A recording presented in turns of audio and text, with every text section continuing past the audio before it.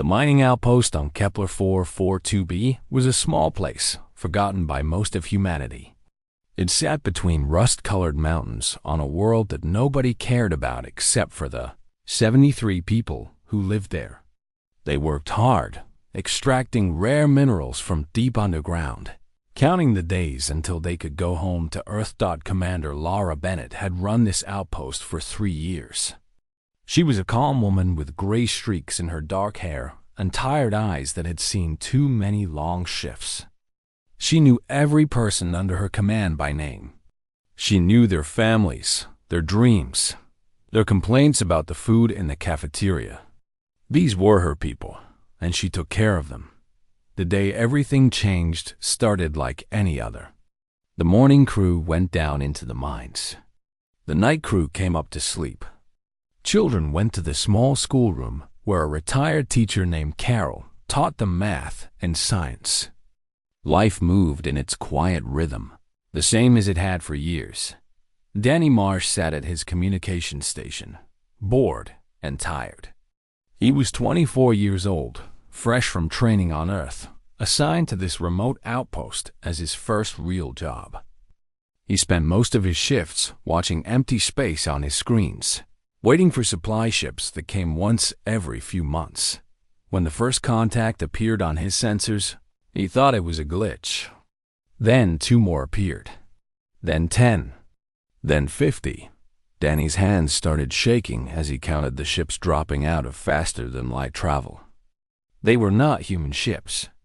The design was wrong. All curves and angles that made no sense to human eyes. He had studied alien vessels in his training, and he recognized these ones immediately. Velthari warships. The Velthari Dominion was an ancient empire that had existed for 10,000 years. They controlled hundreds of worlds across the galaxy. Humans had encountered them a few decades ago, during the early days of Earth's expansion into space. The aliens had looked at humanity the way a person looks at an insect, with mild disgust and no interest. There had never been conflict between the two species. The Velthari simply ignored humanity, considering them too primitive to bother with. Until now. Danny sent an emergency signal to Earth. His voice cracked as he spoke into the microphone, trying to explain what he was seeing. 53 warships in orbit. No communication. No warning. Just silent death hanging in the sky above them. Laura reached the command center as the first. Bombs fell. The outpost shields were not military grade. They were designed to stop small meteors and space debris, not weapons of war. They failed in less than 2 minutes, overloaded by energy that turned the night sky into blinding white fire. The ground shook so hard that Laura fell to her knees. Alarms screamed from every speaker in the building. Lights flickered and died, replaced by red emergency lighting that made everything look like it was covered in blood. She grabbed Danny by the arm and pulled him toward the door. There was only one place they could go now. The underground bunker, built into the mountain itself, was their only chance of survival. People ran through the corridors in panic. Some of them were crying. Some were screaming names, looking for friends or family members. A piece of the ceiling collapsed near Laura, and she felt hot metal graze her shoulder. She kept moving. The bunker was deep underground, protected by layers of rock and reinforced steel. Laura counted heads as people stumbled through the heavy door. 31 people made it inside before she had to seal the entrance. 31 out of 73. She could hear the bombing continue above them, feel the vibrations through the floor. Each impact meant another building destroyed, another piece of their home turned to ash and rubble. Carol, the teacher, sat in the corner, holding 3 crying children. Their parents had not made it to the bunker. Danny worked frantically at a backup communications terminal, trying to send more information to Earth. An engineer named Pete examined their supplies and calculated how long they could survive underground. After 2 hours, the bombing stopped. The silence was somehow worse. Then came the ground troops. Laura watched on the security cameras as HFY Valkyrie soldiers landed near the ruins of the outpost. They were tall creatures, covered in dark scales, moving with the confidence of predators who had never known defeat. They carried weapons that glowed with strange energy and wore armor that made them look like demons from older stories. The aliens began searching the wreckage, looking for survivors. When they found the bunker door, they started cutting through it with tools that melted steel like butter. Laura gathered her people. She looked at their faces, saw the fear and despair in their eyes, and made a decision. They would not surrender. They would not beg. They would fight. The outpost had mining lasers, tools designed to cut through rock. They had explosives for clearing tunnels. They had 31 people who had just watched their friends die and had nothing left to lose. When the Valkyrie soldiers broke through the door, they expected to find cowering survivors ready to submit. Instead, they found humans who fought like cornered animals. The battle lasted 4 hours. The miners used their knowledge of the tunnels to set traps and ambush. They collapsed passages on enemy soldiers. They rigged explosives to trigger when the aliens passed. They fought with a fury that the Valkyrie had never seen from any species. Danny died holding a position at a tunnel junction, giving others time to retreat. Carol died protecting the children when the aliens finally reached the inner chambers. Pete died with his hands around an enemy soldier's throat, taking one more of them with him. When it was over, every human in the bunker was dead. But they had taken 64 Valkyrie soldiers with them, a number that would shock the Dominion's military command. The Valkyrie commander, Thelver, stood in the blood-soaked tunnels and looked at the bodies of his fallen troops. He had expected easy conquest. He had found something else entirely, but he felt no fear, only annoyance. These humans had caused him problems, nothing more. He ordered his fleet to return home, satisfied that his mission was complete. The mineral deposits now belonged to the Dominion. The primitive species called humanity would accept this fact and stay in their place. Before Laura died, she had recorded one final message. Danny had managed to transmit it to Earth in the chaos of the final battle. Her voice was calm and steady, even as gunfire echoed behind her. This is Commander Laura Bennett of Mining, Outpost 7. The Valkyrie Dominion has attacked us without warning or provocation. Most of my people are dead. The rest of us will follow soon. We are fighting back as best we can. Tell Earth what happened here. Tell them we did not go quietly. Tell them to remember us. The message reached Earth 12 hours later. It changed everything. Admiral Kevin Price was eating breakfast with his daughter when his phone started buzzing. He ignored it at first, enjoying the rare morning at home with his family.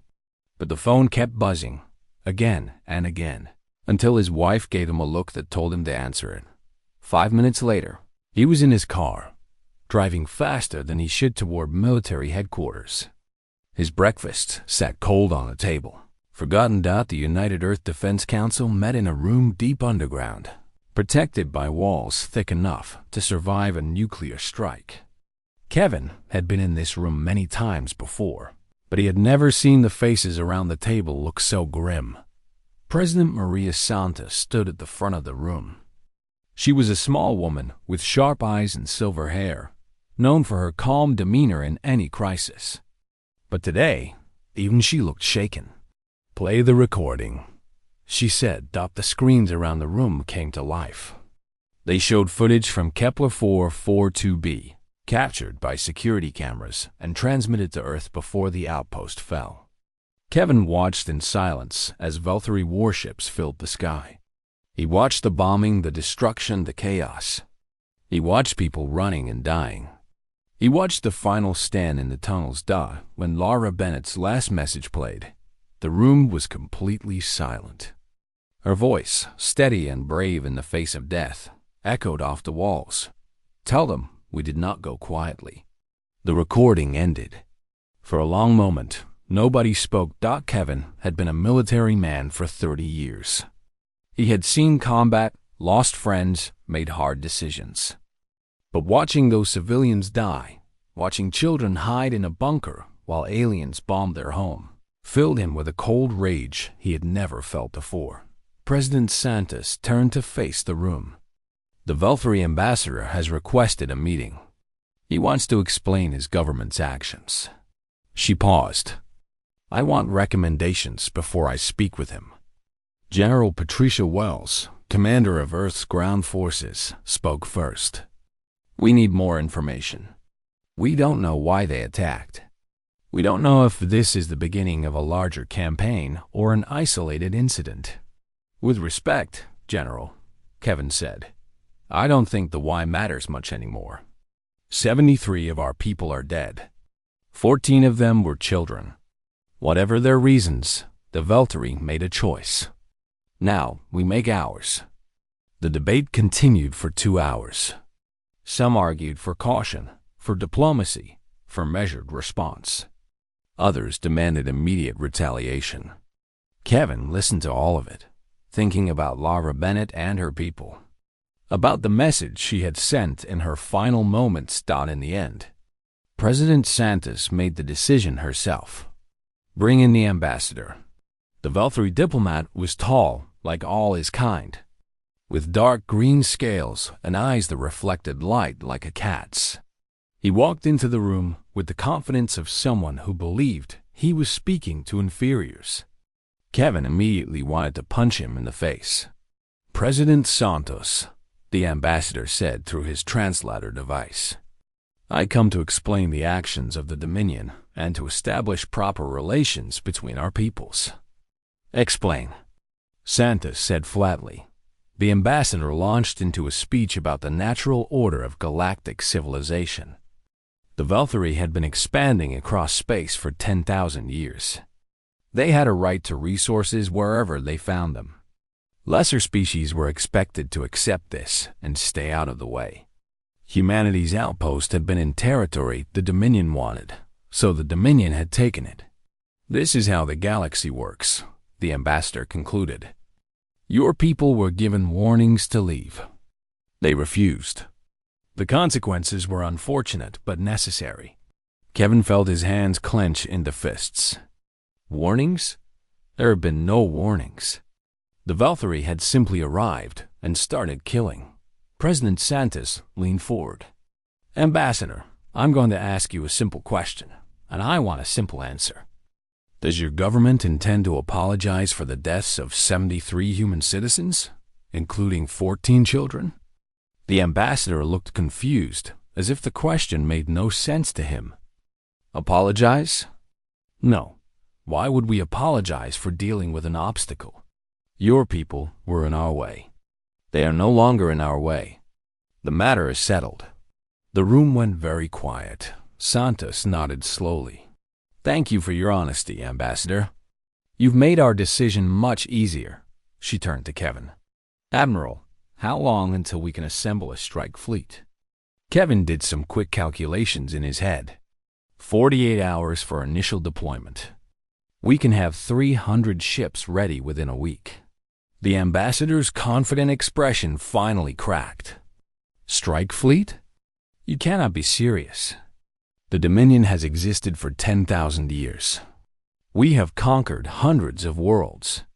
You have been traveling between stars for less than 2 centuries. This is not a fight you can win. Kevin stood up from his chair and walked toward the alien. He stopped just a few feet away, close enough to see his own reflection in those strange eyes. Ambassador, let me explain something to you. We don't care about winning.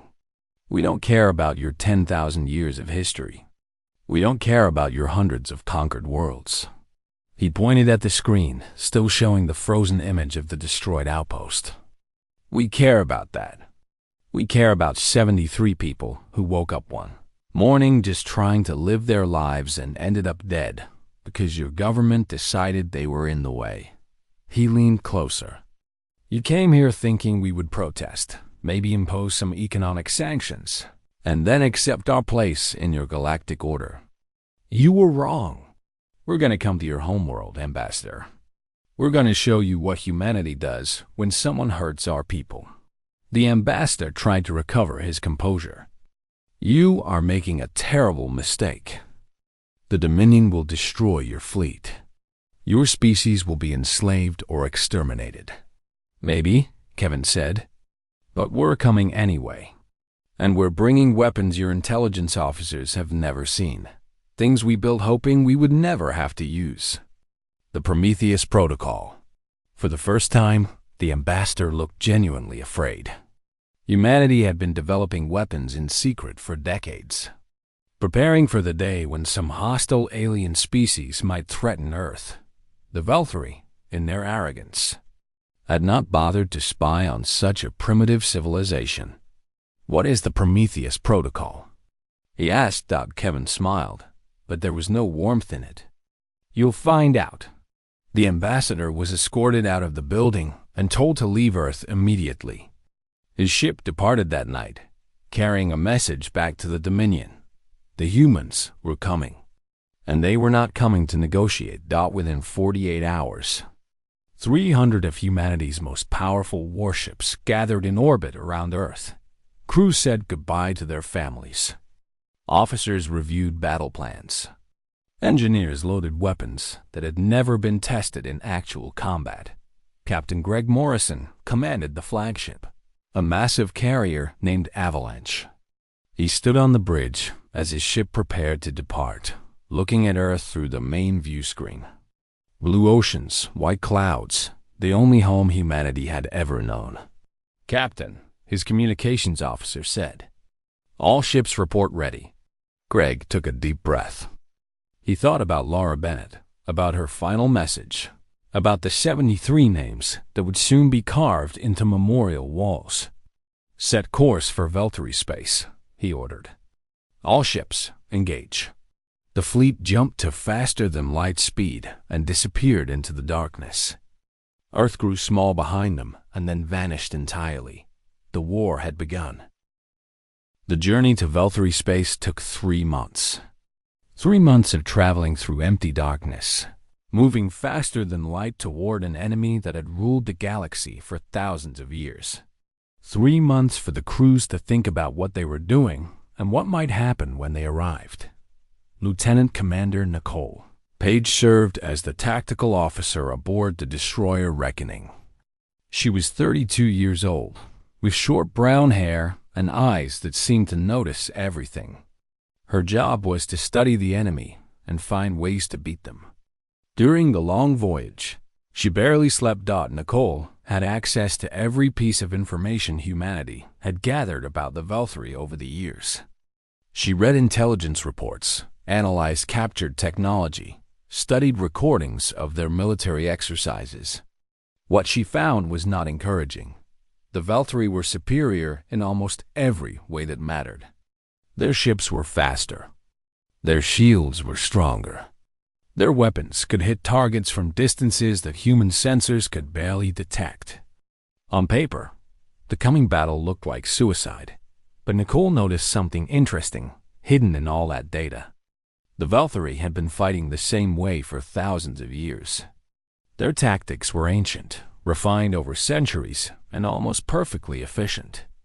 They had never needed to adapt because they had never faced a serious threat.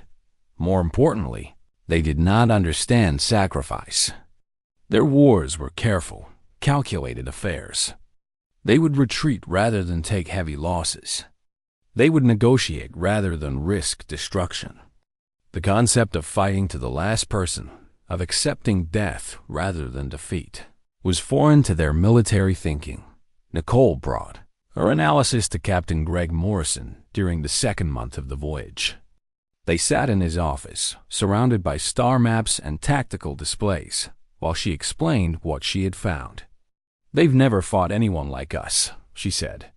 "They've conquered species that surrendered when things looked bad.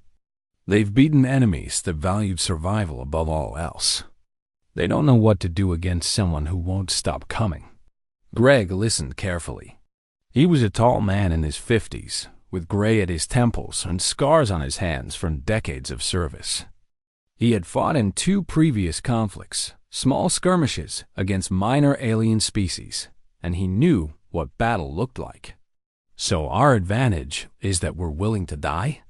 he asked. Nicole nodded. "Our advantage is that we're willing to do whatever it takes." "They're not." The fleet continued its journey, and word spread among the crews about what they faced. Some people grew afraid. Others grew angry. In the mess halls and corridors of 300 ships, humans talked about Kepler 442b, about the 73 dead, about what they would do when they finally reached the enemy. Chief Petty Officer Marcus Lane worked in damage control aboard the cruiser Defiance.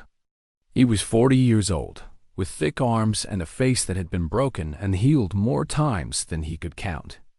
His job was to keep the ship running when things went wrong, to seal breaches and fight fires and pull wounded sailors to safety. Marcus had watched the recording from Kepler 442b 6 times.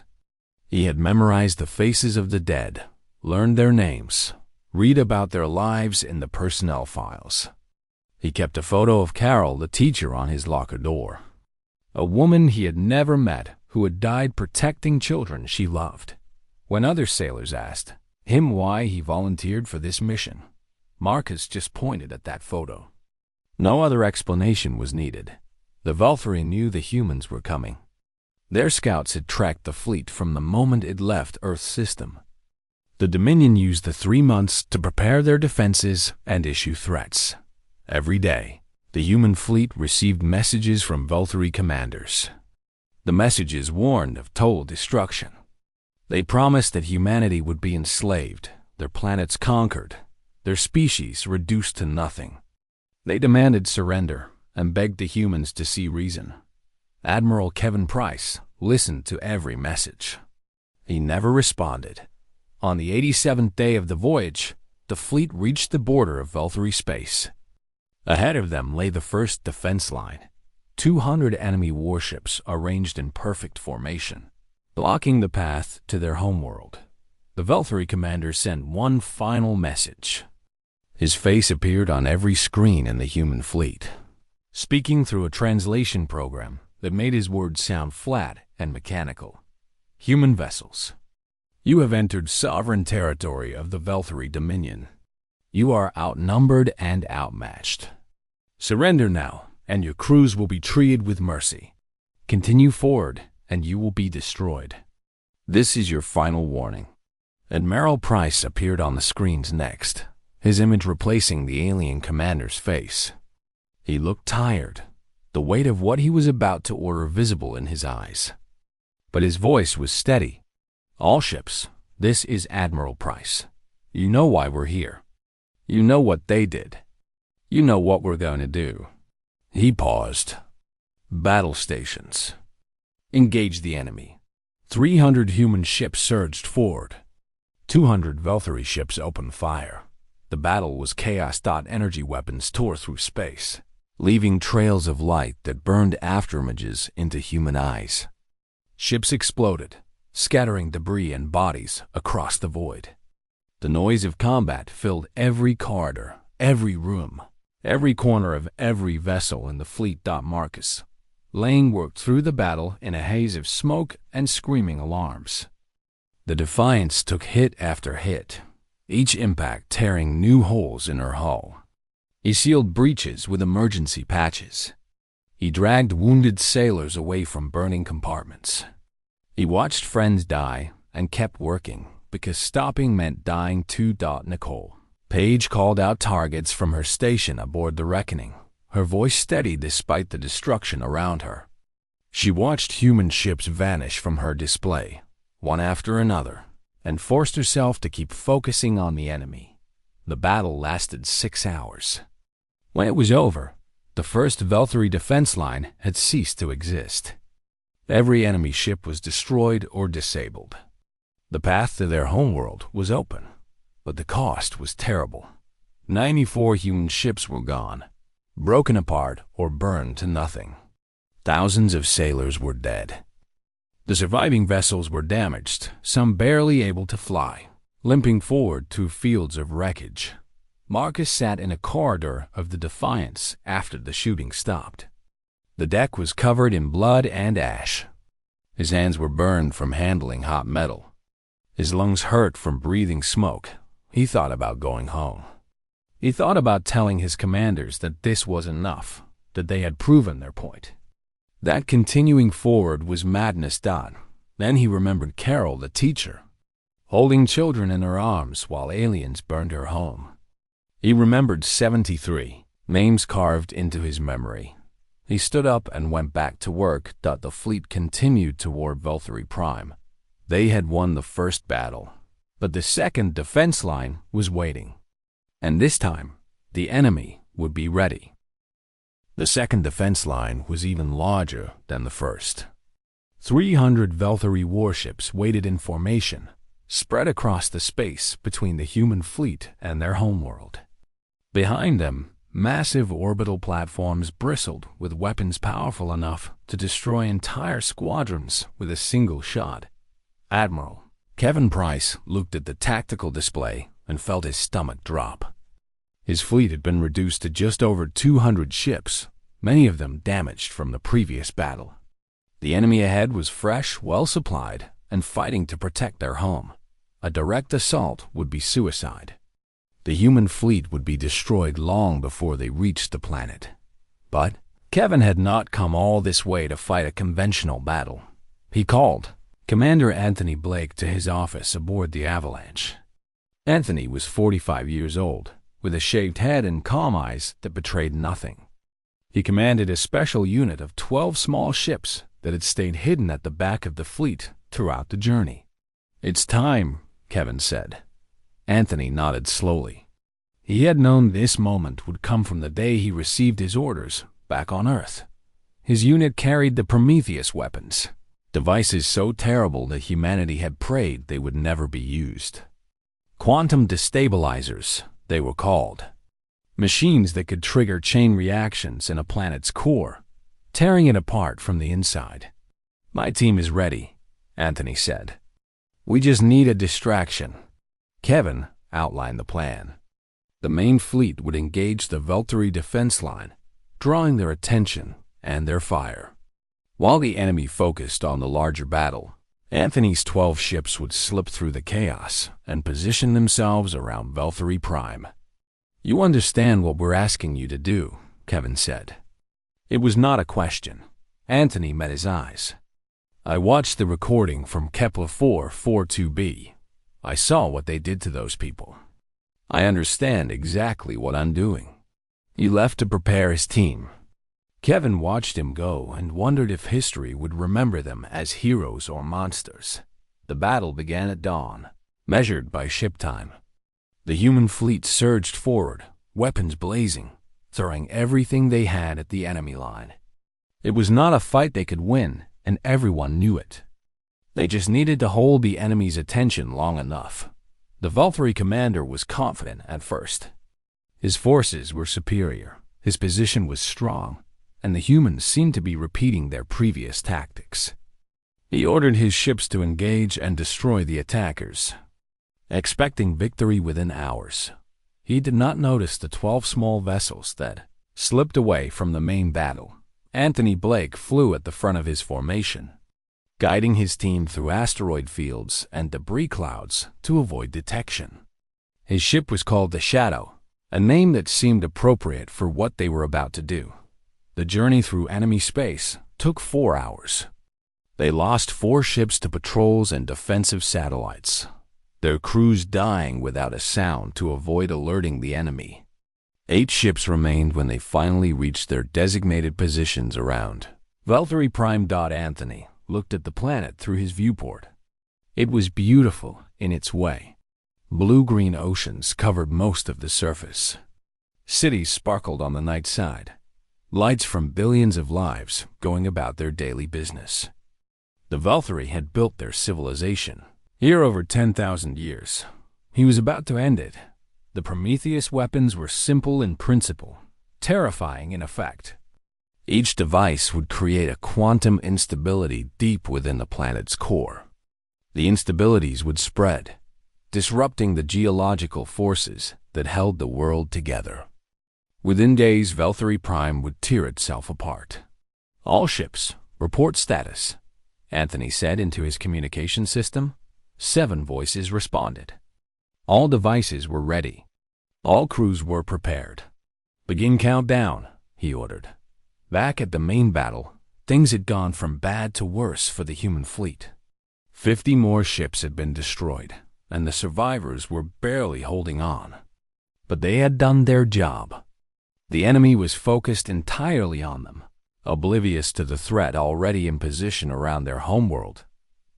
Then the Valkyrie commander received a message from his government. Quantum signatures had been detected around the planet. Something was happening that their scientists did not understand. Commander pulled up a sensor display and saw the 8 human vessels arranged in a precise pattern around Valkyrie Prime.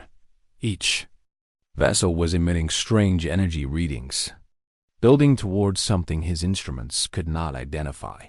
Fear, real fear, flooded through him for the first time. He opened a channel to the human fleet. "What are you doing? What is this?" Admiral Price appeared on his screen. The human looked exhausted, his uniform stained with smoke and sweat from hours of combat. But there was something terrible in his eyes, a cold resolve that made the Valkyrie commander's scales crawl. "This is humanity's response to Kepler 442b, Price said. "You killed 73 of our people to teach us our place in the galaxy. Now we're going to teach you something." "You cannot do this," the commander said. "There are 5 billion people on that planet. Civilians, children. You would murder them all?" Price's expression did not change. "Your people murdered our children first. You broadcast it as a demonstration of power. You sent your ambassador to tell us it was the natural order of things." He leaned forward. "We learned from you. We learned that the galaxy only respects one thing: the willingness to do what others won't." The Valkyrie government began sending frantic messages. They offered immediate surrender. They promised reparations, territory, whatever the humans wanted. They begged for mercy. Price listened to all of it. Then he shook his head. Too late. He turned to his communications officer. "Signal Commander Blake. Execute Prometheus." Anthony Blake received the order aboard the Shadow. He closed his eyes for a moment, thinking about his wife back on Earth, about the children he would never have, about the world he was about to destroy. Then he thought about Mara Bennett, standing in a burning bunker, recording her final message while aliens killed everyone she loved. "All ships," he said, "activate devices." 8 quantum destabilizers fired simultaneously. The energy beams lanced into Valkyrie Prime's core, triggering cascading reactions that no technology could stop. At first, nothing seemed to happen. The planet hung in space, beautiful and seemingly untouched. Then the earthquakes began. Thalver, the commander who had ordered the attack on Kepler 442b, was on his ship in orbit when the first reports came in. Cities were shaking. Volcanoes were erupting in places that had been dormant for millions of years. The ground itself was splitting open. He had expected glory from his attack on the human outpost. He had expected promotion and honor for teaching those primitives their place. Instead, he watched his homeworld begin to die. The human fleet withdrew from the battle. There was no need to continue fighting. The Valkyrie ships scattered in confusion, some racing toward the planet in a desperate attempt to evacuate survivors, others simply fleeing into deep space. Admiral Price watched it all from the bridge of the avalanche. He had given the order. He had ended a world. He would carry that weight for the rest of his life. But he thought of 73 people who had died on a forgotten mining outpost, and he knew he would give the same order again. Valkyrie Prime died slowly. The quantum destabilizers had done their work well, triggering chain reactions deep in the planet's core that no force in the universe could stop. Over the following days, Humanity and the rest of the galaxy watched as an ancient world tore itself apart. The first day was the worst. Earthquakes shattered cities that had stood for thousands of years. Volcanic eruptions split continents in half, sending rivers of fire through streets where billions of people lived. The atmosphere filled with ash and poison, blocking out the sun and turning day into eternal night. 3 billion Velthari died in those first 24 hours. They died in collapsing buildings and burning homes. They died running through streets that opened beneath their feet. They died reaching for loved ones they would never see again. The survivors fled to anything that could fly. Colony ships, cargo vessels, personal shuttles, anything with an engine launched into space carrying desperate refugees. Orbital stations filled beyond capacity. Ships designed for hundreds carried thousands, but there was nowhere to go. Velthari Prime had been the heart of the Dominion, the center of their civilization. The colony worlds were not prepared for billions of refugees. The infrastructure simply did not exist. Another 2 billion died over the following week. Some died in overcrowded ships when life support failed. Some died on colonies that could not feed them. Some died by their own choice. Unable to face a universe without their home, the galaxy watched all of this. With horror, every spacefaring species had sensors pointed at Velthari Prime. They saw the destruction in real time, transmitted across thousands of light years by news, networks that had never imagined they would broadcast the death of a world. And they understood the message humanity was sending. Attack our people, and we will end yours. Not through war or occupation or slow decline, but through complete annihilation. There would be no negotiation, no proportional response, no second chances. Cross this line, and your civilization ends. Captain Greg Morrison stood on the observation deck of the Avalanche as Velthari Prime burned. The planet's surface glowed red through cracks in its crust, like a dying ember in the darkness of space. Clouds of debris spread outward, the remains of mountains and cities and everything the Velthari had built over 10,000 years. Lieutenant Commander Nicole Page joined him there. She had helped plan this mission, had identified the weaknesses they exploited, and contributed to the strategy that brought them here. But watching the results of that planning was different from imagining it. Was it worth it? She asked quietly. Greg thought about the question for a long time. He thought about the 73 people who had died on Kepler-4, 42b. He thought about Laura Bennett's final message, her voice steady as death closed in around her. He thought about Carol, the teacher, holding children while aliens destroyed her world. Then he thought about the billions of Velthari who had nothing to do with any of that. Parents who had been cooking dinner when the earthquake started. Children who had been playing games they would never finish. People who had simply been living their lives, unaware that their government's arrogance had doomed them all. I don't know, Greg admitted. But I know this. No one will ever attack a human outpost again. Every species in the galaxy just learned what happens if they try. He was right. The human fleet returned home to a complicated welcome. Crowds gathered to cheer for them, waving flags and signs celebrating their victory. But there were also protests, people who believed that humanity had become monsters, that destroying a world could never be justified. Admiral Kevin Price became the most famous and most controversial figure in human history. Some called him a hero who had protected humanity. Others called him a war criminal who had committed genocide. He attended ceremonies and gave speeches and accepted medals, but he never smiled. The weight of his decision showed in every line on his face. He spent the rest of his life advocating for peace. He pushed for diplomatic solutions, for understanding between species, for anything that might prevent another Velthari Prime. Some people thought he was trying to make up for what he had done. Others thought he genuinely believed that humanity should never use the Prometheus weapons again. Maybe both things were true. the Velthari remnants scattered across the galaxy. They settled on colony worlds and space stations, always looking over their shoulders, always waiting for the humans to come back and finish what they started. They told their children stories about the homeworld they had lost, about the great civilization that had been destroyed in a matter of days.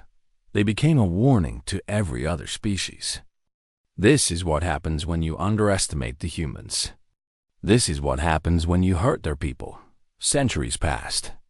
Humanity expanded across the galaxy, building colonies on thousands of worlds. Other species gave them wide berth, treating human space as territory to avoid. Diplomatic meetings with humans were conducted with extreme care, every word chosen to prevent offense. The Prometheus weapons were never used again. They sat in secure bunkers on hidden military bases, maintained by crews who hoped they would never receive deployment orders. But everyone knew they existed. Everyone remembered what humanity was capable of. On the anniversary of the attack on Kepler 442b, humans across the galaxy observed a moment of silence. They lit candles and said prayers and remembered 73 people who had died on a forgotten mining outpost. Schools taught children about Laura Bennett and her final message. Memorials listed every name, every face, every life cut short by alien arrogance. But the anniversaries also remembered. Velthari Prime. Some humans mourned for the billions who had died in retaliation, innocent people killed to send a message. Others felt nothing but grim satisfaction, believing that the price of peace was worth paying. Nicole Page retired from the military and became a teacher. She spent her final years telling young officers of the battle for Velthari Prime, about the decisions that led to it, about the consequences that followed. She never told them whether she thought it was right or wrong. She just wanted them to understand. Marcus Lane went back to his family after the war. He never spoke about what he had seen or what he had done. When his grandchildren asked about his medals, he just smiled and changed the subject. The photo of Carol, the teacher, stayed in his wallet until the day he died. Commander Anthony Blake received no medals and no recognition. His mission was classified, his name erased from official records. He lived quietly on a small colony world, growing vegetables and watching the stars. Sometimes he dreamed about Velthari Prime, about the moment he gave the order, about the world dying beneath him. He never regretted his decision, but he never stopped thinking about it either. The galaxy eventually settled into an uneasy peace. Species traded and cooperated and occasionally disagreed, but nobody wanted to risk another extinction-level conflict. Humanity sat at the center of this new order, respected and feared in equal measure. They had survived. They had won. They had ensured their place among the stars. But sometimes, in quiet moments, humans wondered what they had lost along the way. They wondered if they had become the monsters they once feared. They wondered if the price of survival was worth their humanity. Lavra Bennett's final words were carved into memorials on 1,000 worlds, spoken by children who would never know her, remembered by a species that had transformed itself to avenge her. Tell them we did not go quietly. They had not gone quietly, and neither had the Velthari. The universe would remember both.